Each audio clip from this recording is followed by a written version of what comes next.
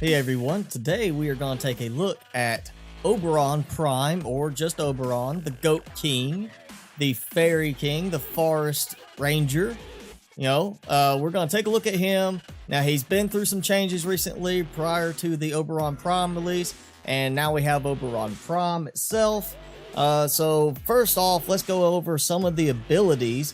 Now, his passive ability is still called Beastmaster, and basically allied pets get a 25% health and shield increase, plus they get an additional 75 armor, so that's yours and your teammates' pets. And then your pet gets an instant revive per mission, so we no longer have that previous passive effect where any animals in the missions like the Kubros are friendly to you and don't bother you.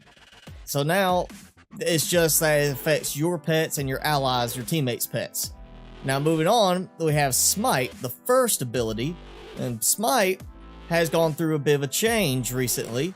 First off, it's still the same look as before. You take it, and when you target an enemy, it knocks them down and it sends out orbs that come back and either affect other enemies with it or affect just that enemy, depends on how many enemies you have around. Now, the number of orbs is dependent on how much power strength you have, and the amount of damage they do is dependent on that as well. So what has changed now with Smite is there is the initial amount of damage that gets done, which is fixed but can be affected by your power strength, and then the orbs, dependent on your power strength, will have whatever number of orbs that split off of it.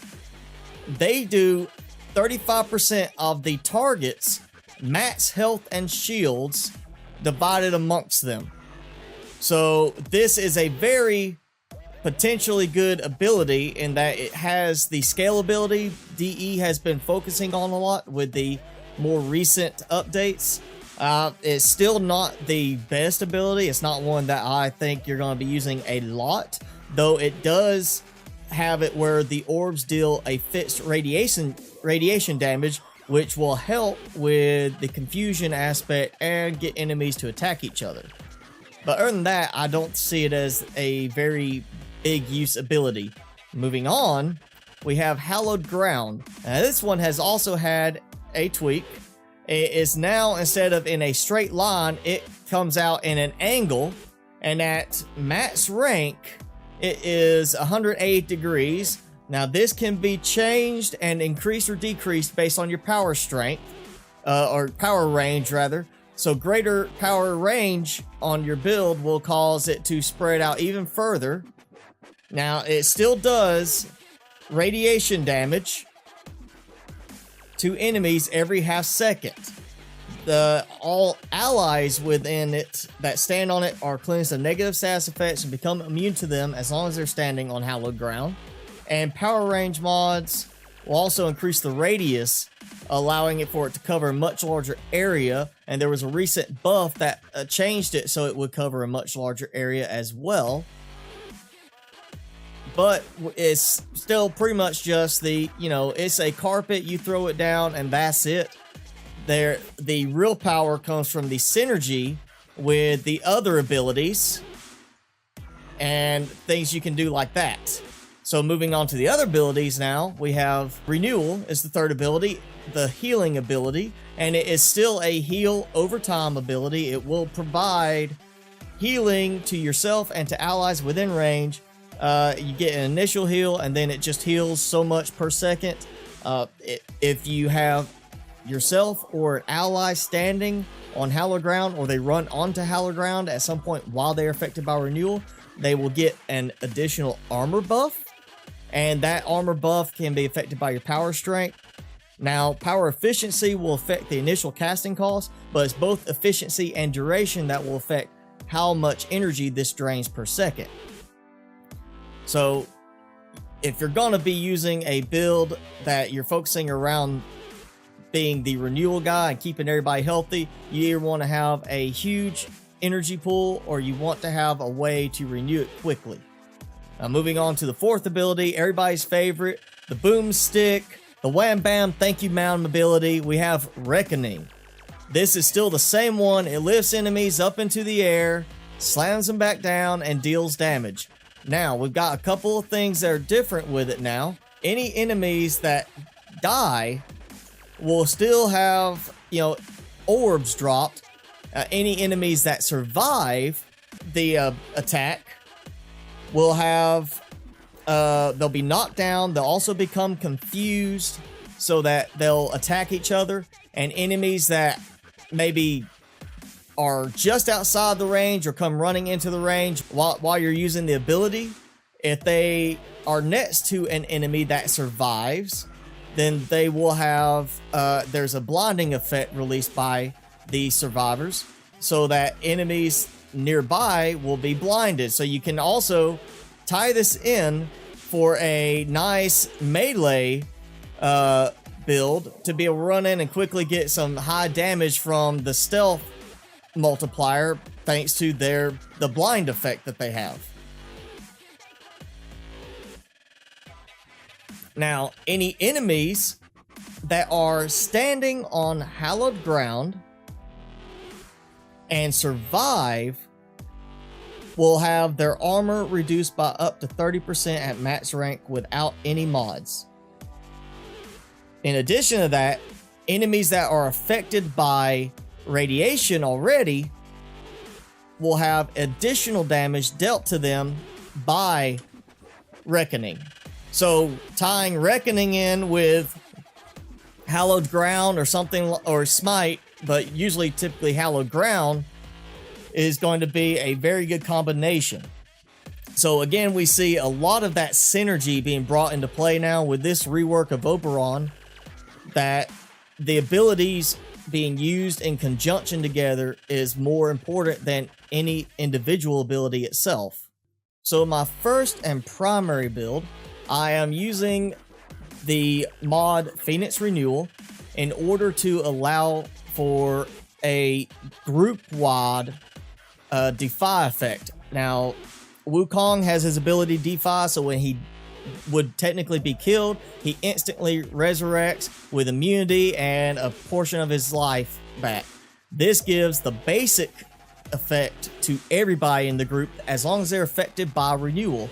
Instead of dying or going into bleed out, it will heal them back to 50% health. The one drawback is it only is allowed to be triggered per person every 90 seconds.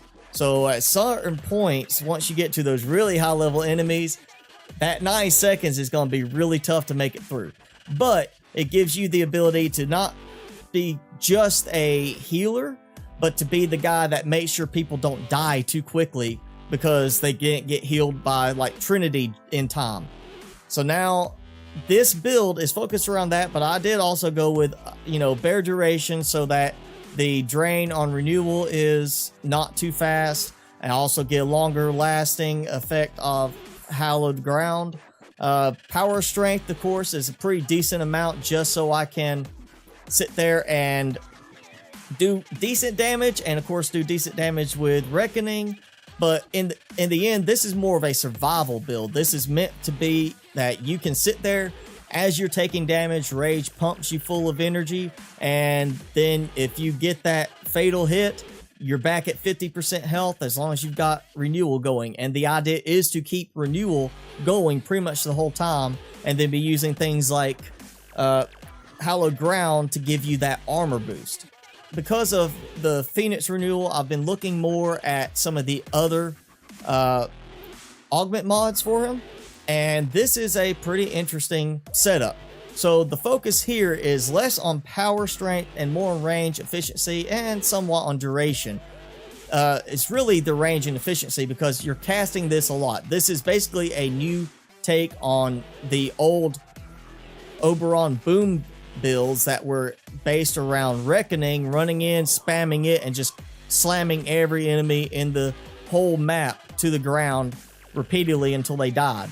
What this does is you're doing the same kind of thing. You've got the high range, the high efficiency, so you can cast it over and over again. But when you cast Hallowed Ground, the next time you cast it, it will consume that Hallowed Ground, dealing the remaining damage of that entire duration with a 100% chance of irradiation proc. So whatever whatever damage you have left in that duration of Hallowed Ground will be dealt instantly to every enemy in it, which is why range is very important on this. Duration would help, and if I could get my duration up higher, that would, be very useful, but I kind of had to do a give or take to balance it out, just because, trying to get everything tied in. But if you can find a better way to do this, go ahead. Power strength will help, but in the end, you got to balance between power strength and duration for this, because if you have no duration, then you're not going to have that much power strength. I mean, your power strength can be as high as possible, but it's not going to give as much damage, because you're going to have less time of that damage over time being dealt and then being brought into a single instant burst of damage. So you definitely want to, if you do something like this, you're going to have to kind of balance it out as I have here. But this is actually a really good build, and I'll show you right now, how well it can work. I mean, especially on lower level enemies. Once you get into higher level enemies, it's not going to be that great. But when you go in and you just go bam and knock out almost an entire room of, level 20s, level 30s, like it's nothing, you're going to be killing everything just as well as if you were doing the Hallowed Reckoning boom kind of build. So this is definitely a very interesting build, and I definitely have had fun playing with this one. And it's my secondary one. I kind of go back and forth between the Phoenix build and the Hallowed boom. So now moving on to my third one. This is more of one that is a kind of a support style. Now, there's a lot of people who are looking at Oberon as a support frame, mainly because of the healing and the armor buff. You can really get a high armor buff, especially with this build. However, because of my efficiency, I don't like using the renewal in this for the armor buff. This one is actually meant more for going with Hallowed Ground and Reckoning, for doing that combination, so that if the enemy survives, you get a maximum armor reduction. You get a lot more armor reduction with this, which means the next time you have to use it, they're probably gonna die. And if they don't die, you should be able to take them out with only a couple of them, or at least at that point, after the second time around that you have used Reckoning to slam them to the ground, you've basically stripped all their armor away. So even a super high level, set of enemies like so basically even a super high level set of heavy gunners or bombards can have their armor completely stripped away, leaving them as much easier targets for you and your allies. Now, this is not exactly a build I'm going to be playing with very often. It's very much going to be a specialized case where my team is saying, hey, we're going to be going up against really high level Grineer or high level Orokin. We need some armor stripping. Can you bring that build? Then yeah, I'll bring that build. But for the most part, I'm not going to be using this build. It's going to be more of the Phoenix build and the Hallowed Ground builds that I use. Now, one more thing I want to talk about is weapon synergies. There's really only one weapon that I consider to be a perfect synergy with Oberon, and that is the Rakta Dark Dagger. Now, the Rakta Dark Dagger has the effect that when you hit an enemy affected by radiation, it will give you shields back plus overshields. Now, one drawback to this that I don't like, and it's kind of a case of I'll use this, I'll use the Rakta Dark Dagger on occasion with Oberon, but for most part, my builds are focused around Rage. Rage is a very serious part of it, so if you are going with a similar build for Oberon that requires Rage as your energy production point, then the Dark Dagger is going to hurt you in that aspect, because you're going to be charging up your shields more and taking less hits to your health, which means in turn less energy production from rage. So if you are going to use the Rack to Dark Dagger for your weapon of choice with Oberon, I recommend having some other energy source like Zenuric to keep you full of energy for your ability use without having it be reliant on the damage you take to your health with rage to produce energy. Alright, well that is it for my look at Oberon Prime. I hope you enjoyed the video, and be sure to leave a like, leave a comment, and subscribe. I'm getting back into doing more stuff with Warframe now. I've been real busy with everything else, so I hadn't done as much, but I'm going to be doing a lot more build videos coming up, and just getting really back into Warframe, being a bit more active. So, leave me a like, leave me a comment, leave us, hit that subscribe button, and thanks for watching.